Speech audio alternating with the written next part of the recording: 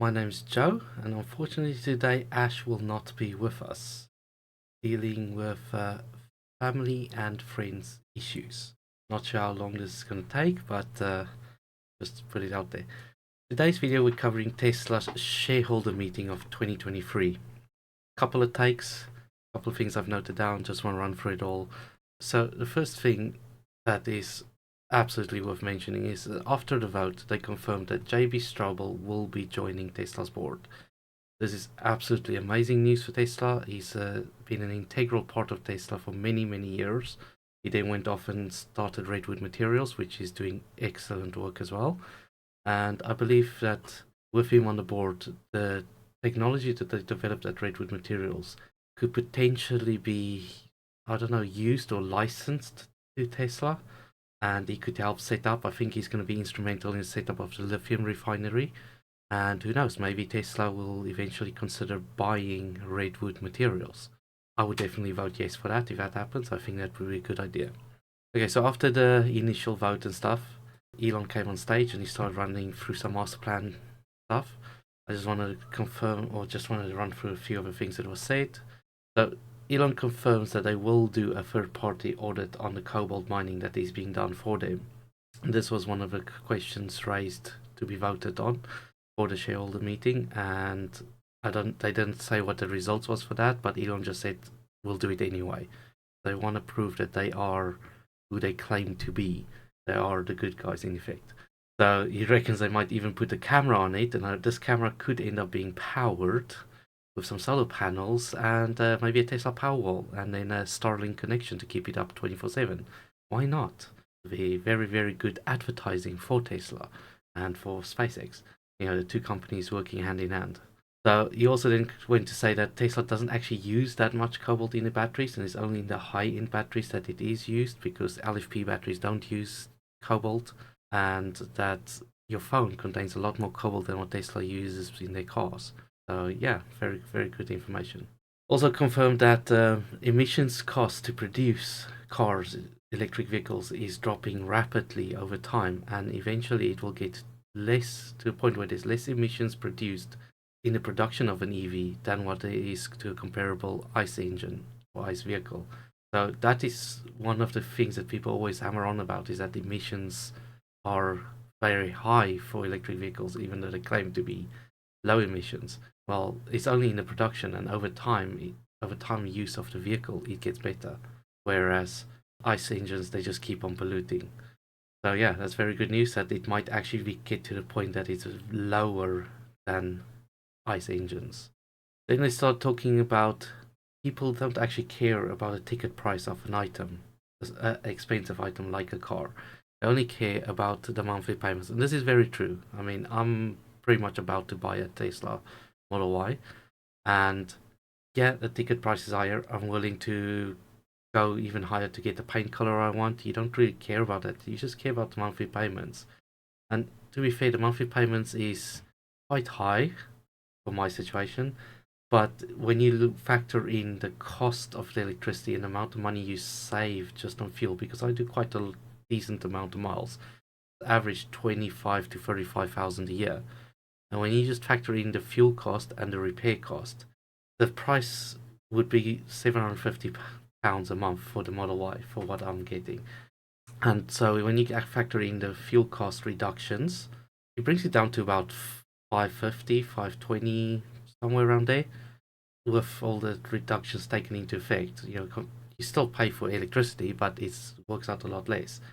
That means to get a vastly superior vehicle that costs twice as much as the one I'm currently using, in ticket price, I'm only paying £125 more, which is slightly more than a quarter more than what I'm currently paying for a vehicle that is twice as expensive on ticket price. So yeah, the monthly payment is still high, but during the month I'm saving the money on fuel. So yeah, people care about the ticket price a little bit, but they care much more about monthly payments. So yes, I'll have an initial monthly payment, let's say beginning of each month, much higher, but after that, during the month, you save the money on fuel. And there will be a lot of places where I work, because I work all over the country, where I can get free charging. So that additional 125 a month for my payment might actually become negative, where I can get free electricity. Yeah, I'm not counting that into my calculations, but there will be cases where I will be able to get free electricity. So very good news. Okay, so then Tesla's internal software, it is very, very good to have such a good internal software team that can build your own software that you need. And Tesla builds all their own software. So one, they save an absolute ton of money by not having to pay, let's call it subscription fees, because most of these kind of software these days are subscription fees. I mean, if you look at most basic accounting software, they're all subscription fees. You got Microsoft Office, that's subscription fee. Let's say that's £10, $10 a month per employee for your average Microsoft Office subscription. At 100,000 employees, yeah, that's money. That's $1 million a month that you're wasting away at just subscription fee just for Microsoft Office. So having your own internal software might cost you more than that to develop it, but once you have it, it costs you a lot less to run it. And that's just one of the things. Okay, then I spoke about always behind the scene software safety updates. Your Tesla vehicles always get better and safer via just software updates. And yes, Elon mentioned the good old thing about a play on no part is the best part. No accident is the best accident. So if you can avoid the accident altogether, why not? If it's possible for the car to see that you're about to be slammed into and you can move out of the way safely, then why not do it?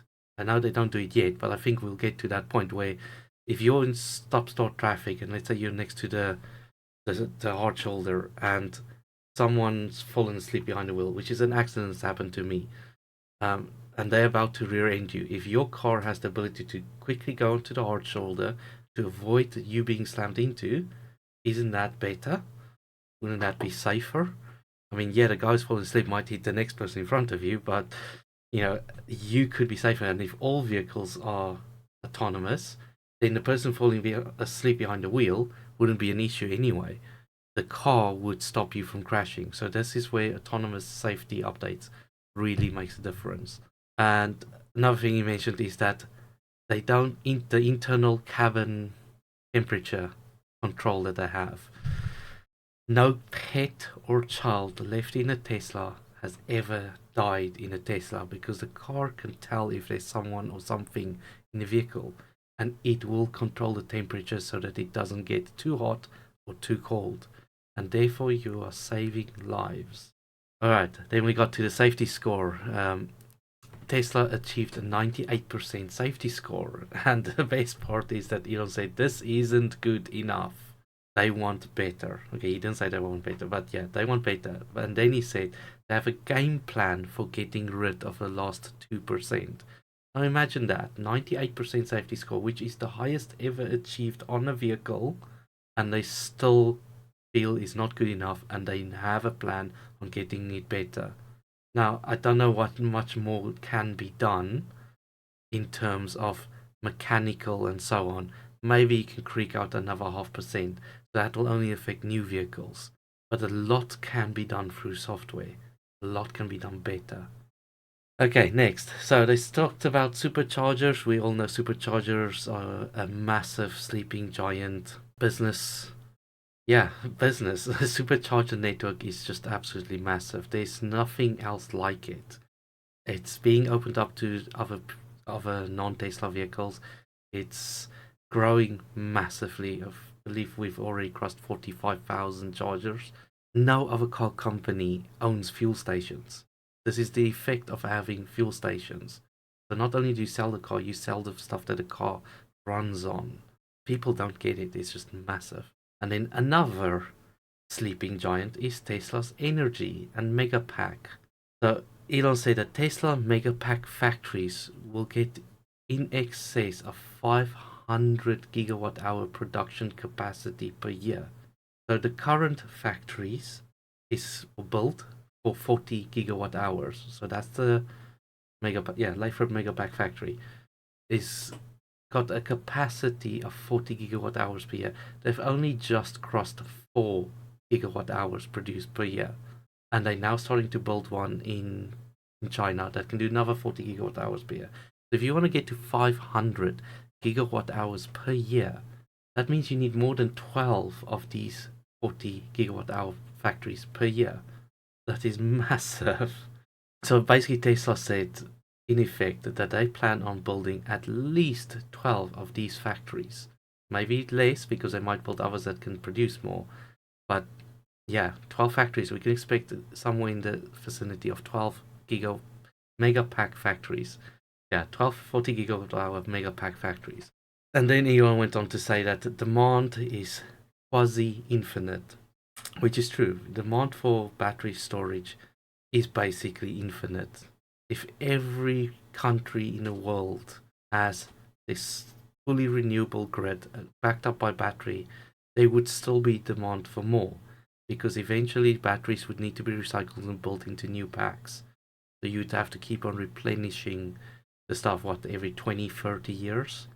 And considering these things usually pay themselves off within 2 or 3 years, yeah, there's a lot of profit to be made there. The demand is insane. And they know there's always the point of going off planet. Demand just goes infinite, absolute infinite. Okay, next is two new products. Tesla's working on two new products that they think will excite us. And these two new products, we know one will be the small vehicle, the small Tesla. I personally believe it will be a hatchback, better designed for the European market and other places. And the other vehicle, or the other product, I don't think they're talking about Optimus. I don't think they're talking about Cybertruck. I don't think they're talking about Roadster. I think they're talking about something new, something we haven't heard about. It's probably built on the same. It will be built on the same platform as the smaller car, the Model 2 or whatever you want to call it, and I reckon it will be built specifically as a robo-taxi. I don't see what else they could be. I mean, I don't think Tesla's going to make anything smaller than the next upcoming small vehicle. Smaller than that makes it hard to get all the safety features in that you want. It would cost the same. So what's the point? Yeah. Then Elon said they reckon they will be able to produce within excess of 5 million of these units per year, of these two vehicles, these two new products. Might not be a vehicle, who knows? But these two new products will be able to sell in excess of 5 million. We're probably looking at a 2 million a year run rate for Model Y, Model 3. But we are at the 2 million run rate. We're probably looking at the 3.5, 4 million total in final, where it would stabilize. This product will probably go in excess of 8 million, I reckon, which would put us on 12 million. There's still another 8 million of something to come. Don't know what it is. 8 million of some product that needs to get us to the 20 million. Yeah, I don't know what to say. It's going to be awesome. Okay, they played up a little video about Optimus, which is by far the thing that excites me the most about Tesla. Optimus has taken Tesla as an investor in Tesla. Optimus has raised the opportunity of Tesla from becoming the most profitable company in the world and the most valued company in the world to anywhere between 100 to 1,000 times X that. And Optimus numbers, when you crunch it, go check out our other videos that we've done about Optimus ramp and potential profit. Optimus's potential is basically quasi-infinite. I'm just going to load this video and we'll have a look at that.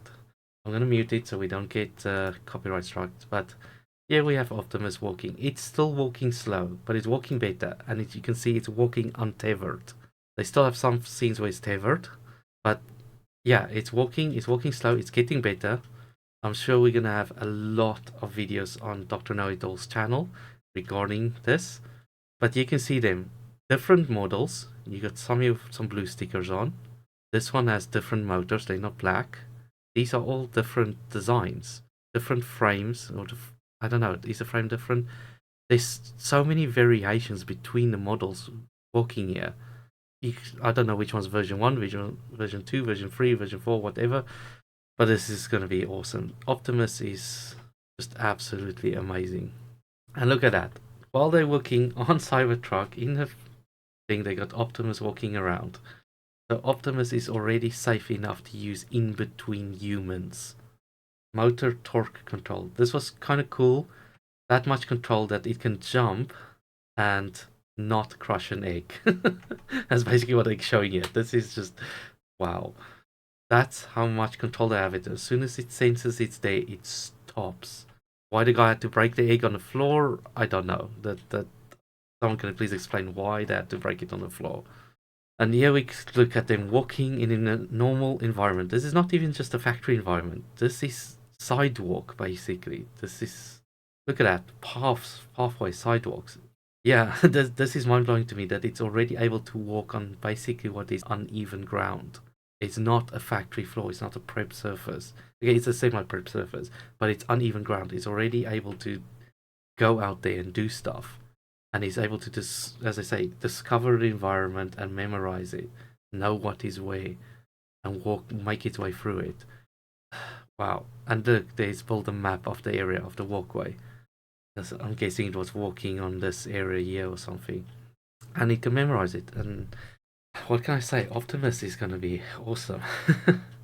Here we get some other cool parts. Obviously, that is in CG, modeling the sensors on the guy, and this is how they train it, and this is how we'll probably end up training it in the field when we do creating Optimus in our work environments. Now, I reckon we won't have to wear the suits. I believe they'll get it to a point where Optimus will be able to track your fingers, kind of like Xbox is connected it, but probably a lot better. I think they'll do a lot better job on it. But I would be able to demonstrate to Optimus, and it would stand in front of me or next to me or whatever, and I'll be able to demonstrate to it. It will recognize what I'm doing with my hands and be able to copy it and identify the object and being able to manipulate the object. And I can teach Optimus how to do my job. And once I've taught one Optimus, when I buy the next one, it just downloads the information. And then all of a sudden it knows. So I only have to teach once. Whereas the moment, I'm constantly teaching people how to do the job because we're constantly cycling through people. People go to different jobs. People do, they don't like the job and they leave, or they like it, they stay, they become good. I don't have to teach them anymore. Now they go and run their own sites and they teach people there. But then I get new people in now. I'm basically always teaching people how to do the job that we do. Once you have Optimus, you teach once, main teach. You'll have to do some corrections after the first few times, but once it has it nailed down, let's say it takes you, a period of a year to fully train Optimus to do a job such as what we do. I do security systems install. Let's say it takes a year to train one Optimus. You never have to do it again. Once he knows how to do it, you might have to show him familiarization with a new system or, how to do it. But again, everything only gets done once and it's going to be so much better. And there they get Optimus to pick up some stuff. And look how happy they are. Look at that. I mean, my gosh. I will be so ecstatic when I do stuff like that as well. But yeah. And yeah, he goes replicating what they've just trained him to do. Pick up the stuff, put it in different bins. And the arm movements there, it's just... The arm move... I want to go back there. Look at how the arms move. Look how he puts the stuff in the bin and then takes his hand out. There's so many degrees of freedom involved there. I really can't wait for the Dr. Know-it-all videos covering this. I forget the other guy that he gets to join him, the robotics expert, and how they analyze this. It's going to be really in depth and you really need to keep an eye out for it and go watch it. It's going to be awesome. And look at that. Look at those arm movements. That is just amazing. You can see the top of the heads are gone. Let's go back a second. That is where the current tether is when they hook them up. I'm sure we saw it somewhere else in the video, but yeah. And again, we know there's at least 5 Optimus models already built. Last time we had videos, we had 3. And we had the one with the Texas belt buckle. Now we had 5. Once they release this, which I believe is going to be 2025, the RAM's going to be insane.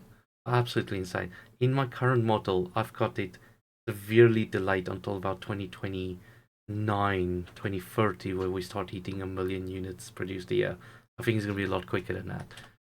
And yeah, there we go. Different models all working together. Okay. Then Elon said that the ratio of robots to humans could be 1-to-1, could be 2-to-1. So if by the time Tesla starts producing these things in scale, we could be looking at 10 million human, not million, 10 billion humans on a planet, which means you could look anywhere between 10 and 20 billion robots required. I mean, just think about it for a second. That is insane. I think Elon is massively sandbagging here. I think there will be a lot more. Me personally, I intend on owning one for my house, about three, four, five for my work. I'm already talking six just for one person. Granted, I'm an enthusiast of this. I reckon 20 billion is massive sandbagging. I think we're probably looking in excess of 50 billion robots. Because bear in mind, the average person is probably going to have one or two. That puts you on 15 billion. But then you have companies that does manufacturing, companies like me that does construction, does installs, does maintenance.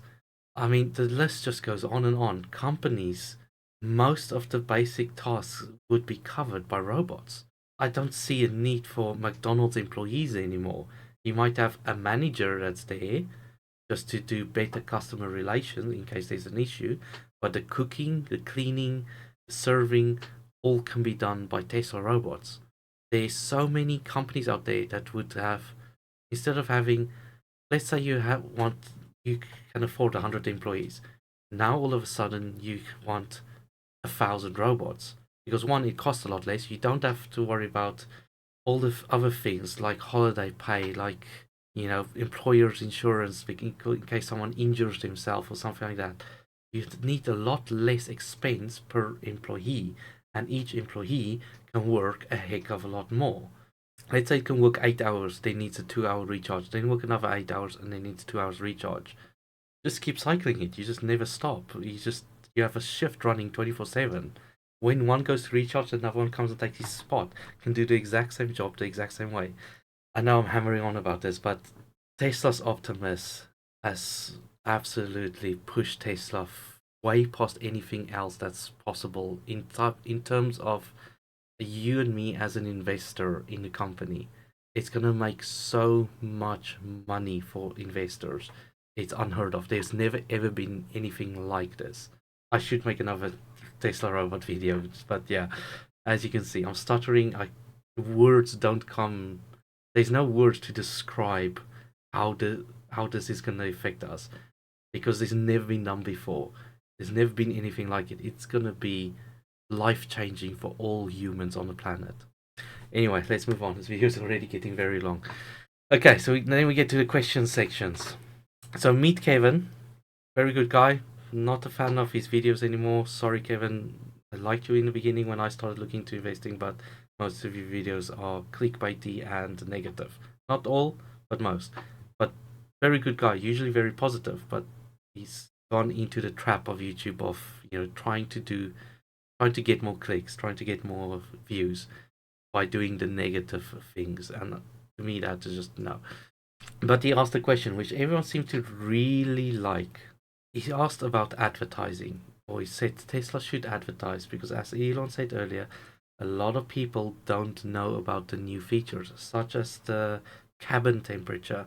A lot of people don't know about it, and that's been out for some time now. That's been out for a long time. I mean, when did we have? I think pet mode came out long before I started looking into Tesla, but most people don't know about it. It comes down to Kevin said that Tesla could do advertising to raise more awareness about this.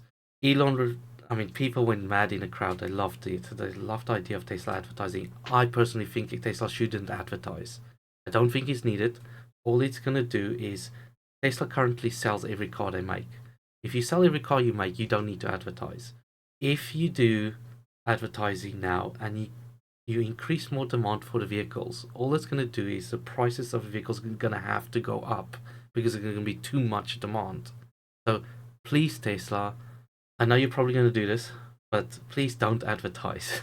Elon did later then say that the current way that Tesla communicates, which is mostly through Twitter, mostly through Elon, they're basically preaching to the choir, and the choir is already convinced. Everybody who follows Elon already knows all these things. But if they do a little bit of advertising, Kevin compared it to Netflix advertising budget, saying that something like $500 per vehicle sold is half of Netflix advertising budget, and apparently they advertise everywhere. I don't watch adverts. I despise adverts. I think it's the biggest waste of human time. Hence why I pay for YouTube Premium. I pay for Deezer Premium. I pay for almost everything Premium, so I don't have to deal with adverts. I hate it.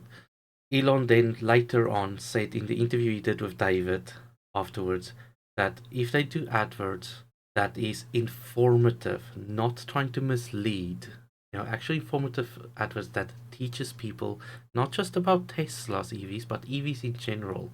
Good adverts that is informative, that is relevant to the item, because there's a lot that's not relevant. Basically, you need to get adverts to the point where they are basically like a good like content to watch, something you want to watch, like a TV show you want to watch. Yeah, if you do adverts like that, then adverts is good. But most adverts are completely irrelevant to the thing that they're advertising for, or they're just flat out lying. That is why I hate advertising. So once Tesla starts doing some advertising, I would like to see it. I probably will miss it for a while, but yeah, that's advertising. Please, Tesla, don't do general advertising. If you do it, fine, do it. But again, it's not needed. It's just not needed. Not at this point in time. Okay, next. John Gibbs, Dr. Know It All, asked about potential stumbling blocks in FSD. Can Elon elaborate on what those stumbling blocks are and how they could overcome it? He then also asked if he could interview Elon, and Elon said yes to the interview, which very congratulations, John. We would really like to see this. Please do what you always do. Do the way you ask questions, because if you are who you are and you don't try and ask, well, I know you won't, but if this could be one of the once in a lifetime interviews, if this interview is done how everyday astronaut interviews Elon, really down to the core and the finer details, which is something that John Gibbs can do, then this would be an amazing interview for the ages. Because most people who interview Elon ask the same old, boring, stupid questions that we have always heard. I mean, even in this shareholder meeting, there's been same questions, silly questions that doesn't need asking because we know the answer. And Elon has, I almost want to criticize Elon for this, is that he's memorized answers for certain things. He doesn't always actually answer the question because he kind of thinks what they're asking and he answers with an answer that is memorized, a generic answer. It doesn't serve the purpose. If you have Elon's time, use it wisely. Don't ask stupid questions. Stupid questions get stupid answers. Whereas if you look at Everyday Astronaut, his interviews that he does with Elon, like when they walk around Starbase, are just absolutely epic interviews. You can really see how the questions that he asks makes Elon have to stop and think about it. It just doesn't pop out a random generalized answer that he's used time and time and again. So yeah, this could be a very good interview, and good luck, John Gibbs. I hope you do a lot of preparation on what you want to ask on it. But yeah, it's going to be mostly about FSD, and it's going to be awesome. Okay, next person. I've skipped a couple of questions. We're not going to do them all because, yeah, not all of it interests me. And as I said, some of the questions are just stupid. Next roadster update. Elon reckons that hopefully they'll start production next year.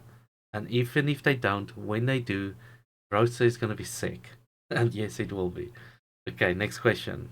Tesla insurance. Believe the person asked when's it coming to Florida, so that's irrelevant to us or to me. Who was it? Zach Kirkon let Elon know that they're looking towards the end of the year to answer that question. But they're looking towards the end of the year to be in Florida. What I want to know is when is it coming to the rest of the world? When is it coming to the UK? When is it coming to Europe? When are we getting Tesla insurance? Because yeah, it's just vastly better than everything else. All right, next up was Alexandra Mers, also known as Tesla Boomer Mama. She asked about what Elon reckoned, speculation, what the possible margin could be with cars sold with FSD, software as a service, and energy. What's the potential margin on that? And Elon responded with the usual thing about the asset value increase. But he also added something nice in there. And he also talked about this in the interview afterwards with David, that the asset value increase, you could be looking from going from 20-25% margin on cars to possibly 80% margin. Now just have a think about that. 80% margin. If you think about what the total sales will increase once FSD goes out there. So if you think about what the revenue was last year, I think it was something like 80 billion. And what is it going to be once you add FSD to every vehicle sold? You're probably talking 120 billion. That's based on last year's figures of 1.3 million cars. Now work out it for whenever you think FSD is going to come out, properly come out worldwide. How many vehicles are going to be sold there? We're probably talking in the 3 to 5 million mark. So you go from 1.3 to 5 million, that's a multiplication of 4, plus you add in an extra 20-30% for the software. So you're looking at 80 billion times 4 plus 20% on top, and you're going to have 80% margin on it. The profit that Tesla's going to make is going to be insane. It then also mentioned that energy would be separate and energy will probably stay at 25%, which, okay, fair enough. I can see that.